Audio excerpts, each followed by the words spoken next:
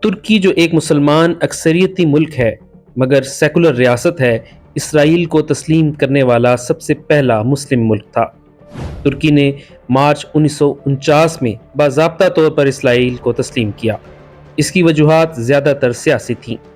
دوسری جنگ عظیم کے بعد ترکی مغربی بلاک امریکہ اور یورپ کا اتحادی بن رہا تھا اور نو قائم شدہ یہودی ریاست کو سوویت اثر سے آزاد ایک مغربی اتحادی کے طور پر دیکھ رہا تھا۔ چنانچہ ترک حکومت نے اندازہ لگایا کہ اسرائیل کے ساتھ تعلقات استوار کرنے سے اسے امریکہ اور مغربی دنیا کی حمایت ملے گی اور خطے میں اس کا اثر و رسوخ بڑھے گا۔ ترکی اور اسرائیل کے درمیان ابتدا میں سفارتی تعلقات کی سطح محدود رکھی گئی، لیکن بعد ازاں 1950 کی دہائی میں دونوں نے خفیہ طور پر عسکری اور معاشی تعاون بھی کیا۔ ترک عوام کی سطح پر ابتدا میں اس فیصلے پر کوئی بڑی مخالفت سامنے نہیں آئی، کیونکہ اس وقت ترکی پر سیکولر جماعت کی حکومت تھی۔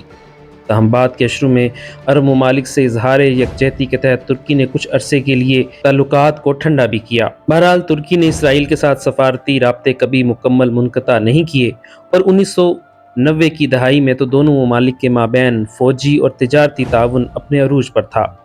موجودہ دور میں بھی ترک حکومت اور اسرائیل کے تعلقات میں اتار چڑھاؤ آتا رہتا ہے، لیکن ترکی کی جانب سے اسرائیل کی ریاستی حیثیت تسلیم شدہ ہے، اگرچہ حالیہ برسوں میں فلسطینیوں پر مظالم کے باعث ترک عوام اور حکمران جماعت کی جانب سے اسرائیل پر کڑی تنقید بھی کی جاتی رہی ہے۔